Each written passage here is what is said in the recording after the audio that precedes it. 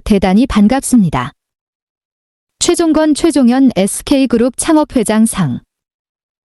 최종건의 돌파력, 최종현의 치밀함, 수출 한국의 문을 열다.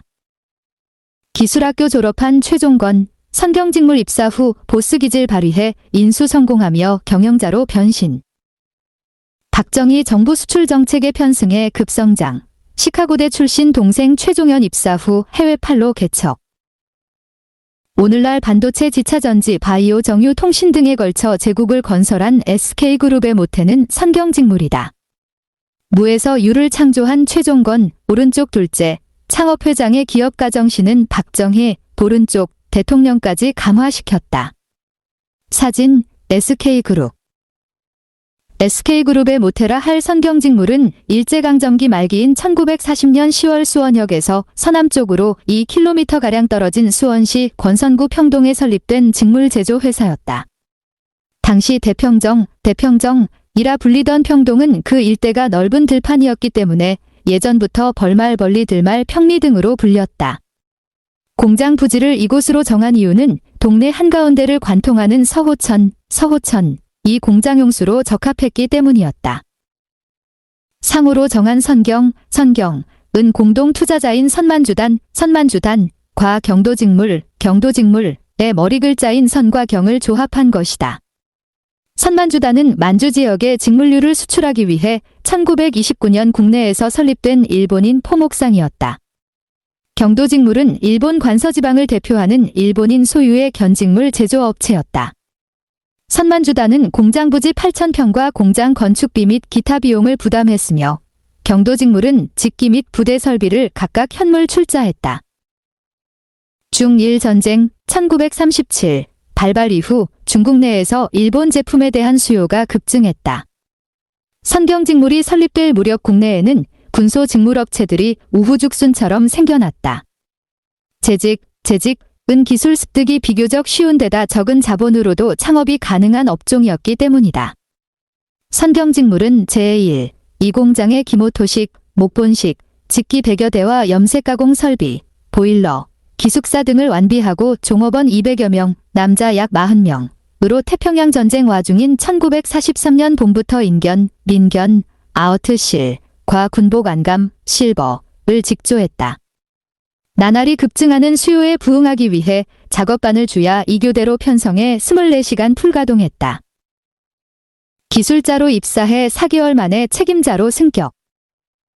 SK그룹 창업자 최종건 1926에서 1973, 이 무렵에 선경직물과 인연을 맺는다.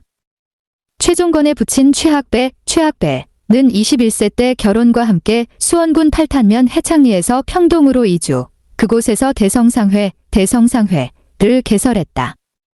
수원잠업 시험장의 볏짚과 왕겨 등을 납품했고 인천 미국 추인소를 상대로 미국상도 하면서 착실하게 재산을 불려갔다.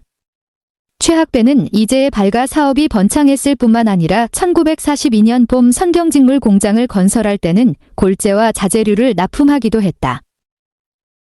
최종건은 1926년에 최학배의 팔남매 중 장남으로 수원 평동 7에서 출생했다.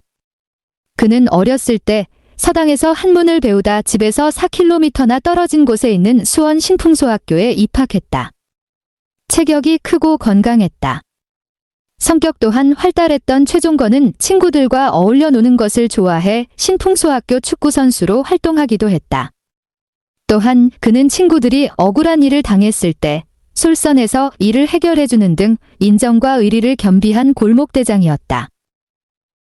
1942년 신풍소학교를 졸업한 최종건은 인문계 고등학교에 진학하라는 부친의 권고를 뿌리치고 경성 직업학교 기계과에 진학했다. 인문계 고교를 졸업하고 대학에 진학하는 것보다 직업학교에서 기술을 배우는 것이 훨씬 유익하다고 판단한 것이다. 3급 기계정비사 자격증 소지자인 최종건은 18세가 된 1944년 4월 부친의 권유로 선경직물 공무과 견습기사로 입사했다. 당시 선경직물은 1944년 8월 전시기업 정비령에 의해 수원의 다른 직물 공장들과 함께 조선직물에 흡수됐다. 조선직물은 1934년 경기도 안양에서 설립된 부지 41,000평, 건물 9,100평의 인건직 전문 생산업체였다.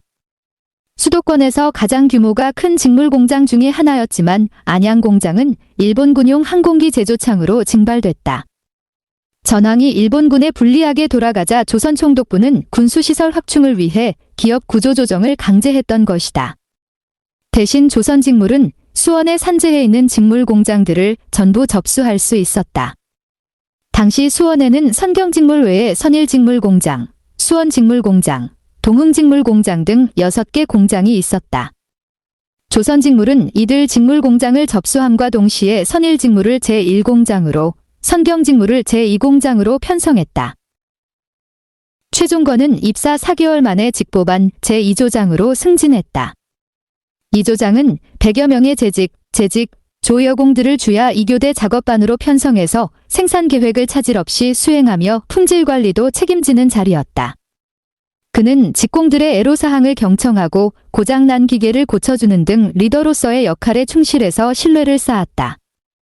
최종건이 재직 기술을 습득할 수 있는 절호의 기회였다. 해방과 한국전쟁 거치며 사업가로 변모. 1967년 선경의 공장 기공식에 최종건, 된쪽 5째, 최종현, 된쪽 7째 회장이 참석했다. SK 가문의 혈족 간 결속력은 지금까지도 유지되고 있다. 사진, SK그룹. 1945년 8일 5해방과 함께 전국 도처에서 흥분한 군중이 일본인들에 대한 보복을 자행했다. 일본인들의 집에서 재물을 빼앗기도 하고 자신들이 근무하던 공장 시설들을 부수고 창고를 털어가는 사례가 빈발했다. 최종건은 서둘러 선경치안대를 조직하고 직기 100여 대와 원재료 사수에 돌입했다. 대부분의 공장 직원들이 최종건의 지시를 순순히 따라준 덕분에 선경직물에서는 불상사가 없었다. 선경공장은 경인 지방에서 제반시설이 온전히 보전된 유일한 사례였다. 한편 선경직물의 소유권이 미군정에 귀속되면서 이 기업의 유일한 한국인 주주였던 황청하와 서울 마포의 거상 김덕유가 관리인단에 들어갔다. 황청하와 김덕유는 총 주식 50만 주 중 각각 100주씩을 소유한 군소주주에 불과했지만 미군정 법령 적산관리요령의 적산 업체의 주주 또는 당의 적산업체에서 5년 이상 근속한 자에게 관리인 자격을 부여한다는 조항에 따라 선임된 것이다. 선경직물은 1946년 2월부터 조업을 재개했다. 공장장은 황청하의 동생 황철하가, 총무부장에는 김덕유의 조카 표덕은이, 생산부장은 21세의 청년 최종건이 맡았다. 해방 직후 대부분의 적산 공장에서는 한국인 근로자들이 좌우로 갈려 노사분규가 심했다. 최종건은 수원지방 우익단체의 하나인 태백동지회 일원이기도 했다. 하지만 이념을 떠나 대다수 종업원이 최종건의 말을 잘 따라줘 공장 가동에는 문제가 없었다. 1947년부터 직물업계의 호황으로 선경직물도 활성화됐다. 해방을 계기로 국내 일본계 기업의 생산 중단에다가 일본에서의 원료 수입마저 단절돼 물자난이 극심한 반사 효과를 봤다. 그러나 그것도 잠시일 뿐 1948년부터 북한이 남한에 대한 송전을 중단하면서 선경직물도 조업의 차질을 빚었다. 최종건은 1949년 여름 선경직물을 퇴직한 뒤 원사, 거래에 착수했다. 당시 직물 공장에서는 이탈리아산 원사를 수입해서 사용했는데 수급이 불안정해서 잘만 하면 큰 시세 차익을 얻을 수 있었다. 최종건은 뛰어난 사교력과 선경 근무 시절 원사 공급상들과의 안면으로 외상 거래가 가능했다. 그는 원사 거래로 재미를 보다가 1950년 6.25 전쟁 발발과 함께 마산으로 피란했다가 1952년 5월 수원으로 돌아왔다. 선경직물 공장은 전화를 입어 거의 폐허 상태로 관리인 황청하와 김덕유는 책임을 포기한 상태였다. 시설들을 점검한 결과 직기 10에서 20대 정도는 수리하면 사용이 가능한 상태였다. 최종건은 중마고우이자 해방 전부터 선경직물에서 일한 박윤환과 함께 고장난 직기들을 재조립했다. 잦은 고장으로 애로가 많았지만 각고의 노력 끝에 구식직기 20대를 갖추게 됐다.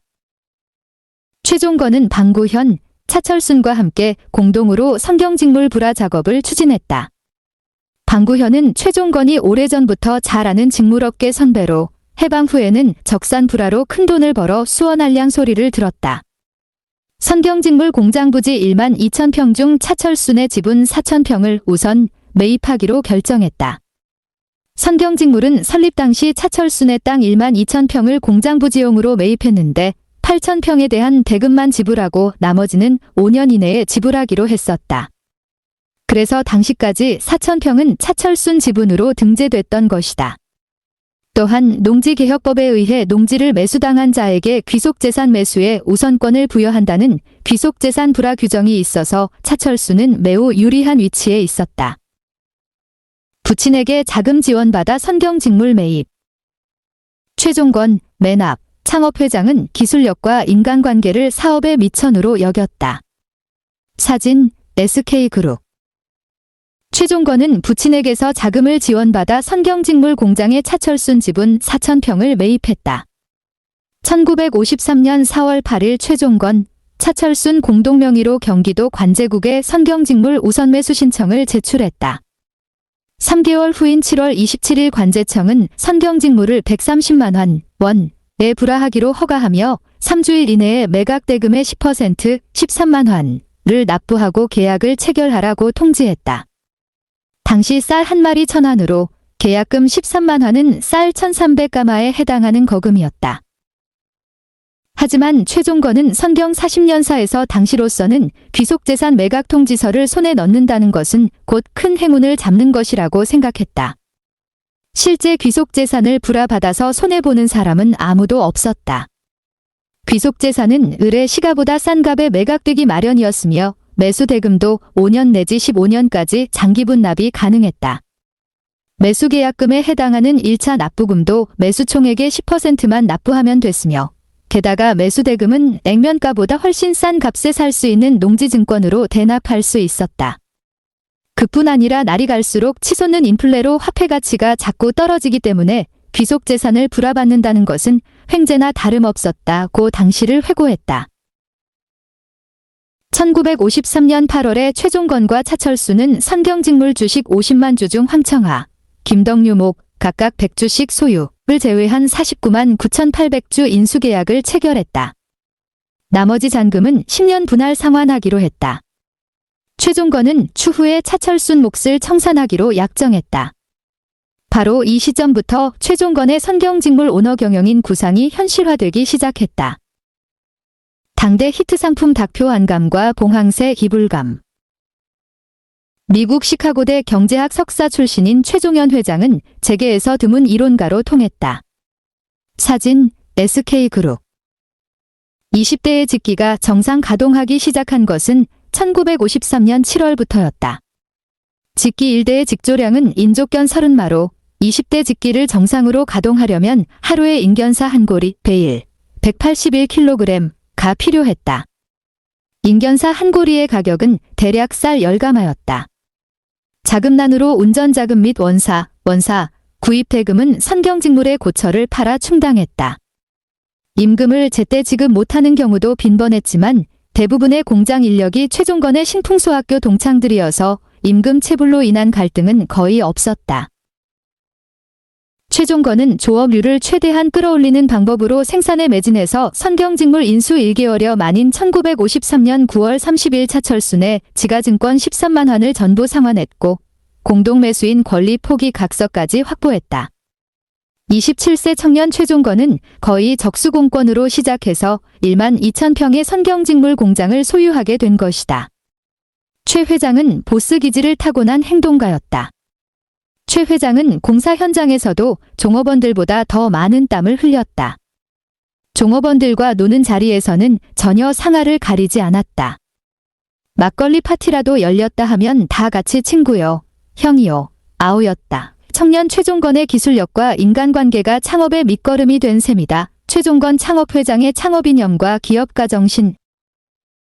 그해 10월 제1공장 건물을 복구하고 선일직물과 동흥직물에서 중고직기 60대를 구입해서 설치했다.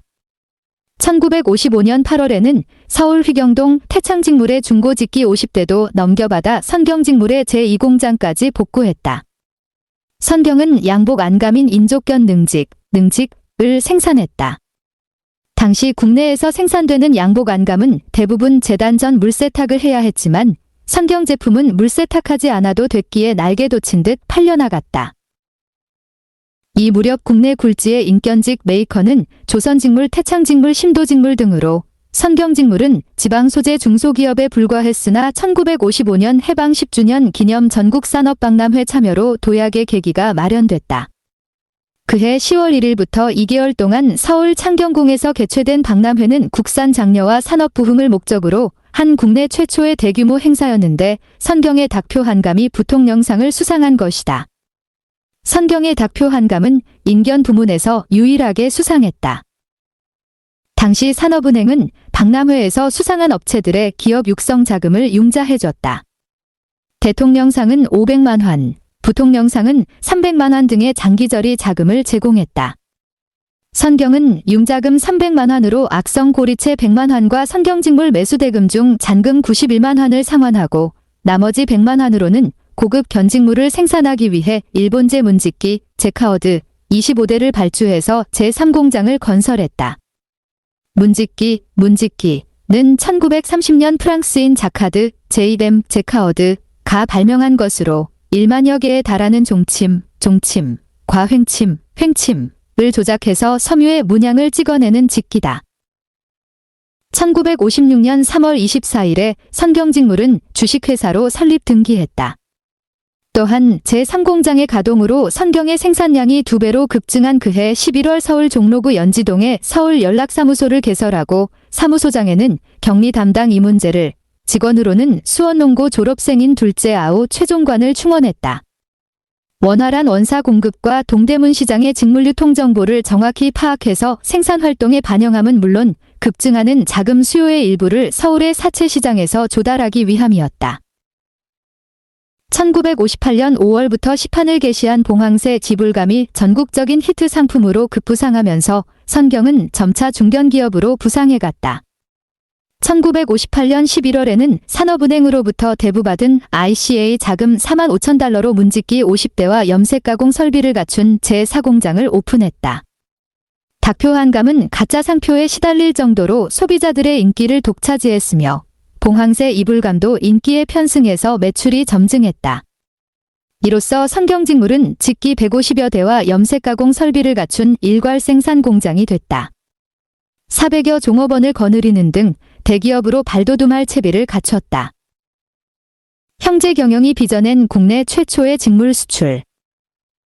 김종필 가운데 전 국무총리가 박정희 정부에서 모범기업 사례로 간택된 선경직물을 방문해 최종건 창업회장의 설명을 듣고 있다.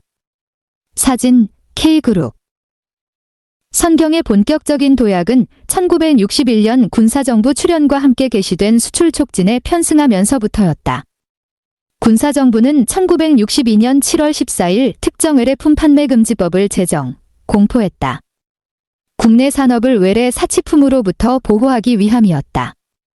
그 일환으로 외국산 면 직물과 나일론, 직물에 대한 국내 판매를 금지했다. 이로 인해 위기 국면에 있던 국내 섬유업계 형편이 점차 호전됐다. 한편 정부는 1961년 8월 무역법을 제정해서 강력한 수출 드라이브 정책을 실시했다. 당시 국산 견직물은 품질면에서 외래품에 뒤지지 않았을 뿐 아니라 낮은 임금 탓에 경쟁력도 충분했으나 수출은 언감생심이었다. 최종건 사장은 수출로 불황 돌파구를 모색했다. 1961년 11월 서울 사무소를 확대하고 선경이 자랑하는 닭표 한감 수출기를 모색했다. 하지만 국내 무역상들이 외면했다. 목마른 자가 직접 우물을 판다고 선경은 직접 해외 무역업체를 접촉해서 1962년 4월 8일 홍콩 광홍공사에 닭표 한감 10만 마, 딜만 1,300달러 상당을 수출했다. 국내 최초의 인견직 수출로서 수출 단가가 생산원가에도 못 미치는 출혈 수출이었다. 홍콩에서 제시한 최종 오프 가격은 마 90cm당 11.3센트로 10만 마를 수출할 경우 2,700달러, 약 351만 원 손해인 셈이었다. 당시 정부는 수출 관련 손실을 보전해주기 위해 1962년 상반기부터 수출 장려금 교부 요령을 마련했지만 보조금 교부대상 품목에 인견직은 포함되지 않았다. 그때까지 인견직이 수출된 전례가 없었기 때문이었다. 정부는 1963년 3월 7일자로 상공부고시 제2945호로 인견직무를 수출장려금 교부 대상에 포함했다. 1,000만 원의 무역업체인 선경산업 주식회사를 설립하고 서울 사무소를 해체했다. 최종건의 첫째 아우 최종현 1929에서 1998 이 경영에 참여한 것이 결정적이었다. 최종현은 수원농고와 서울대 농대를 거쳐 1956년 6월 미국 위스콘신대 생화학과를 졸업한 후 1959년 3월 시카고 대학에서 경제학 석사를 받았다. 이후 귀국해 1962년 11월 선경직물 부사장으로 취임했다.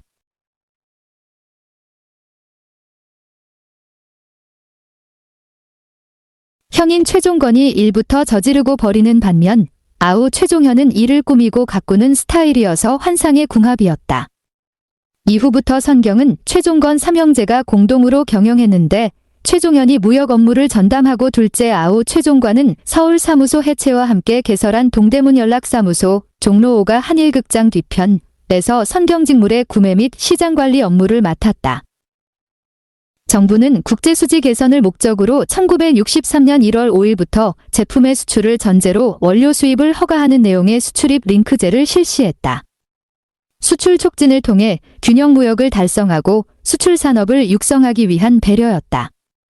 그해 3월 최종현이 한 달가량 홍콩에 머물며 레이온 능직 300만 마, 42만 6천 달러 수출권을 성사시켰다. 선경이 처음 수출한 레이온 능직에 대한 홍콩 바이어들의 평판이 좋았기 때문이었다. 홍콩 바이어들이 일본 메이커들의 횡포를 견제하기 위해 수입선 다변화를 고려했던 점도 긍정적 영향을 미쳤다. 수출 대금 42만 6천 달러 중 인견사 1,500고리를 확보하기 위해 15만 달러를 확보하고 나머지 27만 6천 달러로 나일론 원사의 구상무역 허가를 신청했다.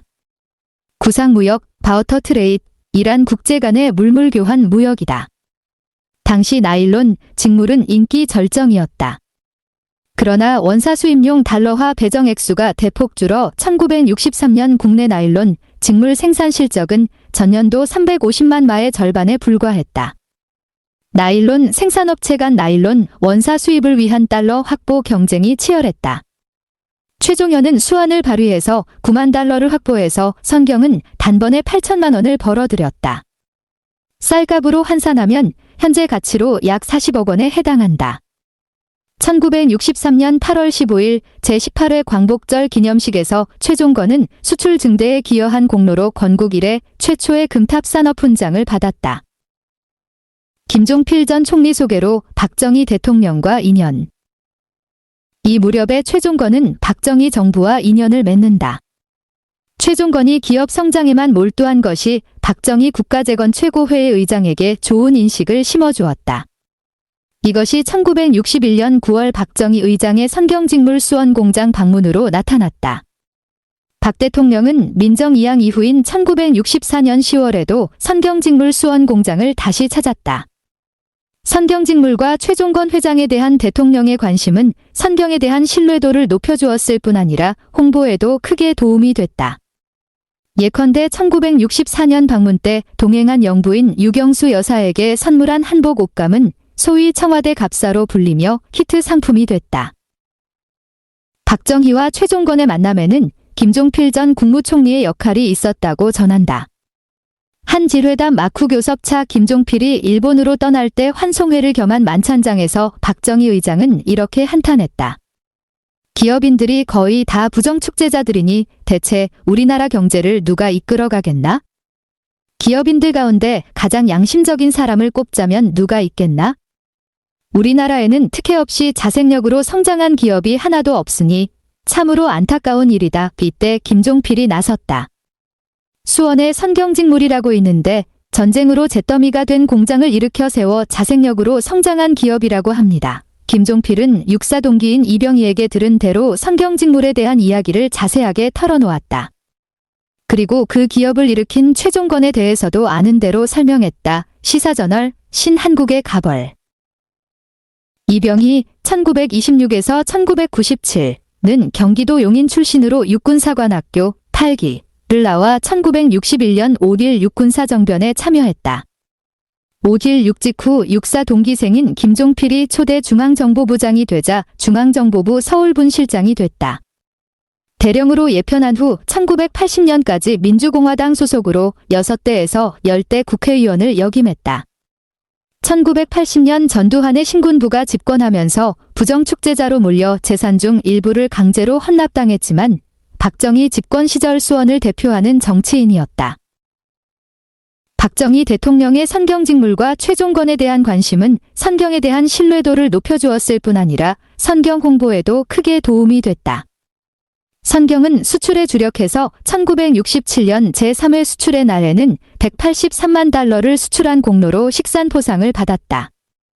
이후부터 사업은 순풍에 돛을 단 듯 빠르게 확대된다.